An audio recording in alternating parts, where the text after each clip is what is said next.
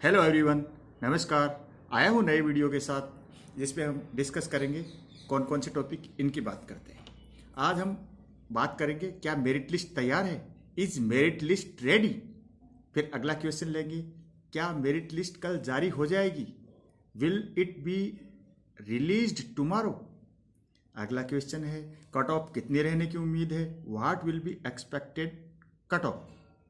फिर अगला क्वेश्चन लेंगे, आपका अगला कदम क्या होना चाहिए, what should be your next step.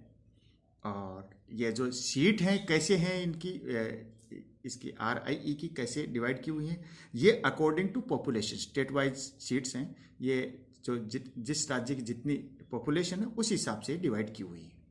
तो इनमें वो जो सीट का जो किस RIE में कितनी सीट हैं, एक मेरे पास कमेंट आया था तो मैंने इसमें डाल दिया था।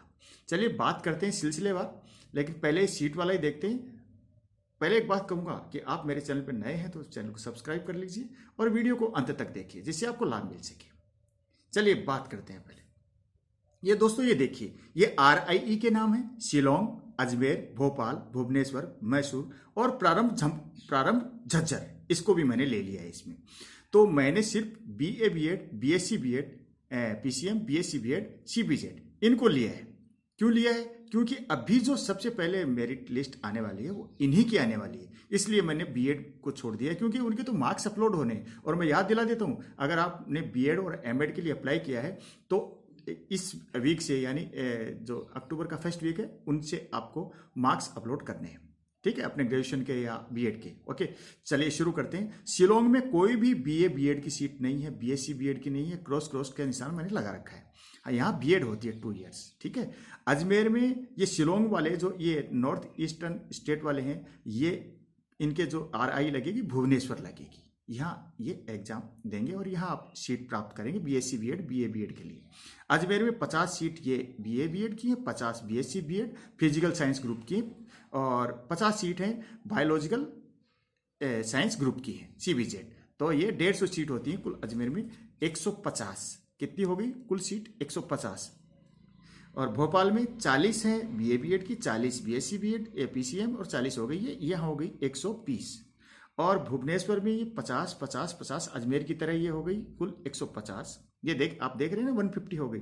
BA BEd की 50 है, BSc BEd PCM की 50 एंड BSc BEd CBZ की हो गई 50। ऐसे मैसूर में देखिए, आप दिख रहा है आपको सब कुछ, तो मेरे को बोलने की जरूरत नहीं है। मैसूर में 40 40 40, ये टोटल हो गई 120। अब यहाँ देखिए, प्रारंभ की बात भी मैंने कर ली है। प्रारंभ को देखोगे तो आपको मिलेगा BA BEd में 30 सीट है, और यहाँ अलग अलग डिवाइडेशन नहीं किया हुआ है। 70 सीट है आपकी इसमें PCM और CBZ की। तो इसका अर्थ लगा सकते हैं हम, ये टोटल 35 होंगी। तो यहाँ टोटल, चलिए मैं दिखा देता हूँ। प्रारंभ झज्जर में 30 सीट है BA BEd की और 70 क्या है आपकी इसकी साइंस ग्रुप की। चलिए अब आगे बात करते हैं, ये सीट कैसे डिवाइड की गई। देखिए, जैसे यूपी है, सबसे ज्यादा जनसंख्या की, तो यूपी की सीटें हैं 25, उसमें 11 जनरल के लिए हैं, ठीक है ना, OBC के लिए है, SC ST के लिए सबसे ज्यादा यूपी की हैं। फिर महाराष्ट्र की जनसंख्या के अनुसार उसकी है।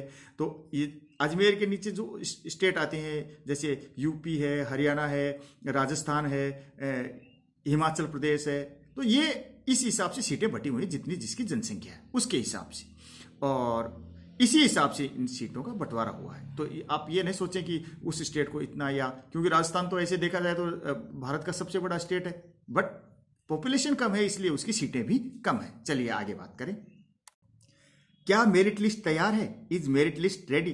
तो फ्रेंड्स, मैं साफ साफ कहना चाहूंगा कि मेरिट लिस्ट पे काम चल रहा है, तैयार नहीं हुई है पूरी तरीके से।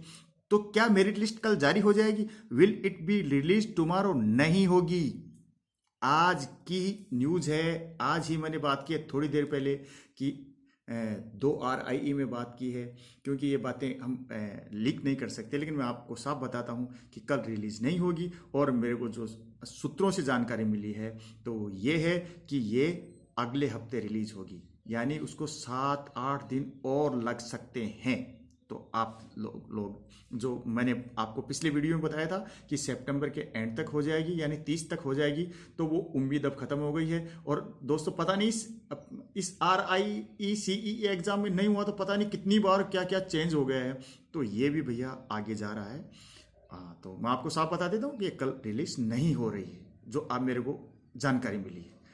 ओके, और कट ऑफ कितनी रहने की उम्मीद है, ये आज इस मैंने ये वीडियो आज इस वजह से बनाया कि कट ऑफ के बारे में मेरे को जानकारी मिली है कि बहुत सारे बच्चों के 95 से ऊपर मार्क्स हैं, 95, 96, और मेरे पास कमेंट भी आ रहे हैं खुद के पास भी, और मैंने मालूम किया तो पता चला कि 99% तक के बच्चे ने वहां अप्लाई किया है। अब फ्रेंड्स मैं आप एक बात बताता हूँ, 99% जिस बच्चे के हैं वो उसने अगर बीए बीएड में अप्लाई किया है उसमें भी उसका नंबर आएगा, ठीक है, और जिसने अगर बीएससी बीएड में किया है तो वहां भी उसका नंबर आएगा, ठीक है, अगर वो मान लो साइंस ग्रुप का है तो बीएससी बीएड में किया है वहां भी उसका नंबर आएगा, ठीक है। अब वो एडमिशन तो एक जगह लेगा ना, तो एक सीट उसकी खाली रह जाएगी। जैसे उसने बीएससी बीएड में एडमिशन ले लिया तो बीए बीएड में भी उसका नंबर आया था, प्रारंभ में भी उसका नंबर आ गया, तो वो सीटें फिर वेटिंग वालों से भरी जाएंगी दोस्तों, समझ रहे हैं आप। तो इसलिए घबराइए भी मत, ज्यादा परसेंटेज आएगी तो जो जनरल वालों की जो कट ऑफ है ना वो 95 से ऊपर रहने की उम्मीद है।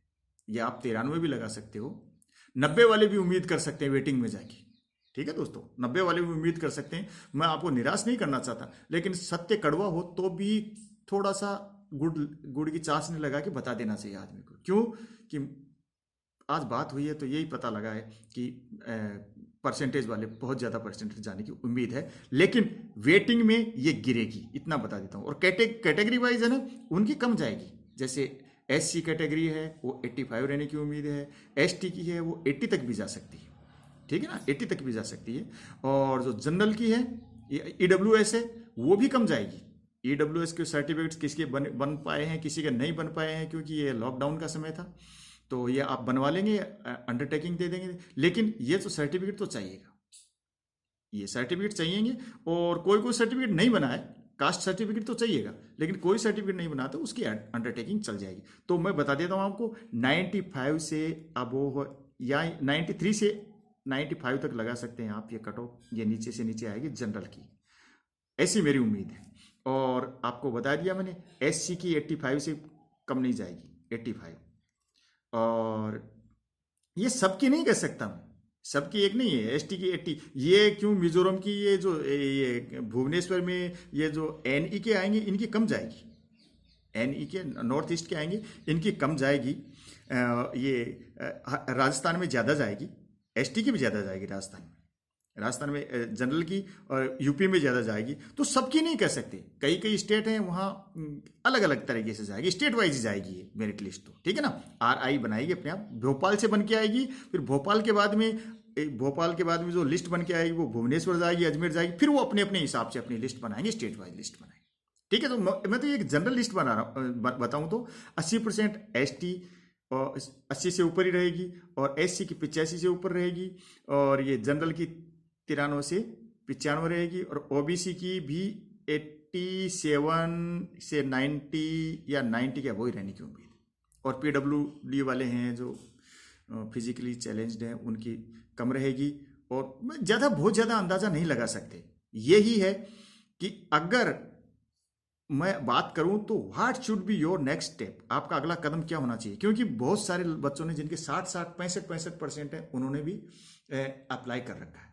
तो फ्रेंड्स ये देखो, ऐसा है, कर दिया तो कर दिया, कोई बात नहीं, क्योंकि आपका अगर तकदीर सिकंदर हुआ तो बच्चे नीट में भी नहीं निकल सकते हैं, वो जेईई मेंस और एडवांस में भी निकल सकते हैं, वो बच्चे इसको मना भी कर सकते हैं, क्योंकि 99% वाले बच्चे 99 से अब वो बता रहे हैं ऐसे बच्चे आ रहे हैं, तो वो इसका मतलब है बहुत ज़हीन है बच्चे, बहुत होशियार बच्चे हैं, इंटेलिजेंट है, तो वो और कहीं भी जा सकते हैं।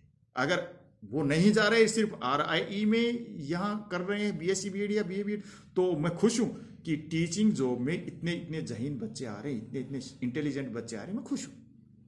और आपको अब आगे क्या करना चाहिए और ये कट ऑफ के बारे में हम आगे भी बात करेंगे। अब आपका अगला कदम क्या होना चाहिए मैं बता देता हूँ दोस्तों। अगर आपके कम मार्क्स हैं तो आप अपने आप को सेव कर लीजिए। अगर साल बचाना चाहते हैं तो कहीं ना कहीं एडमिशन ले लीजिए, ठीक है। स्टेट का एग्जाम दे रखा है आपने, पीटीटी का state pre teachers entrance test दे रखा है, अगर आपका एडमिशन होता है आप एडमिशन ले लीजिए, है ना। और अगर आपको लगता है कि एक साल मेरे को ब्रेक लेना, तो आप ब्रेक ले लीजिए, आपके पास समय है तो, ठीक है। कई लोगों का एक दो कमेंट्स ऐसे आए थे कि सर मेरा तो ये लास्ट चांस था, थर्ड चांस था, कोई बात नहीं, हो गया तो नहीं हुआ तो कोई बात नहीं, स्टेट में ले लीजिए, स्टेट में नहीं होता तो कोई दूसरा कोर्स कर लीजिए, कोई ऐसा कोई ज़रूरी नहीं है, क्योंकि मनमाफी कोर्स हमेशा नहीं मिलते हैं। ठीक है, तो आप अपना एडमिशन कहीं ना कहीं सुनिश्चित कर लीजिए। क्यों कि यूजीसी का नियम आ गया, अगर आप वहाँ से वापस फी रिफंड करवाएंगे तो वो फी भी रिफंड हो जाएगी आपकी, थोड़ा सा प्रोसेसिंग चार्ज लग के फी रिफंड हो जाएगी। और अगर आपका आरआई में नंबर आ जाता है तो आरआई में आप एडमिशन ले लेना दोबारा। तो अपना आप जो आपका सेफ साइड रख के चलिए। अगर आपका एडमिशन कहीं हो रहा है तो आप एडमिशन ले लीजिए। मैंने आपको आज प्रारंभ को भी जोड़ा, मैंने प्रारंभ के बारे में बताया कि ये 100 सीटें हैं टोटल प्रारंभ में, बीए बीएड की 30 हैं और ये बीएससी बीएड की 70 हैं। बच्चों की डिमांड थी कि मैं जोड़ूं। एक बच्ची का ये भी कमेंट था कि बीएससी बीएड की मेरिट लिस्ट कब आएगी और कैसे पता चलेगा ये किस किस का एडमिशन हुआ है। तो फ्रेंड्स मैं साफ कहता हूँ, ये मेरिट लिस्ट आ जाएगी, एक हफ्ता तो लगेगा कम से कम, आएगी तो पता चल जाएगा। ये आप रोज वेबसाइट देखते रहिए और मैं वीडियो बना के बता दूंगा आपको कि आपकी मेरिट लिस्ट आ गई। आप चिंता मत करो, क्योंकि मैं आपके साथ लगा हुआ हूँ और आपके साथ हूँ। पता लग जाएगा, आप कभी भी मत सोचो कि पता नहीं लगेगा। ठीक है फ्रेंड्स, आज के लिए इतना ही। अगले वीडियो में फिर मिलता हूँ।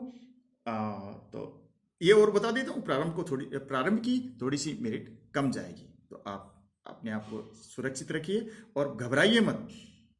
एक एग्जाम नहीं हुआ है तो कई लोग निराश हैं, लेकिन वो लोग खुश हैं जिनकी ज्यादा परसेंटेज थी, एग्जाम नहीं हुआ। तो कोई अपनी उम्मीदें बरकरार रहने पे खुश है, कोई उदास है, ऐसी कोई बात नहीं है। जिंदगी रहेगी तो अवसर मिलते रहेंगे। आप अपने आप को सुरक्षित रखिए और मैं आपके साथ हमेशा लगा रहूंगा। और मेरे जो 100 से अधिक वीडियो हैं इससे आरआई से संबंधित, वो आप देखिए। अगर अगले साल तैयारी करना चाहते हैं तो मेरे चैनल को सब्सक्राइब कर लीजिए। मैं आपको आगे भी पढ़ाता रहूँगा, पूरे साल पढ़ाता रहूँगा। और मेरा वादा है कि मैं इस साल आपको जो 2021 में जो RIE-CEE एग्ज़ाम होगा तो उसमें मैं आपको और अच्छा करने के लिए प्रेरित कर पाऊँगा, आपको अच्छा पढ़ा पाऊँगा। थैंक यू, नमस्कार, जय हिंद।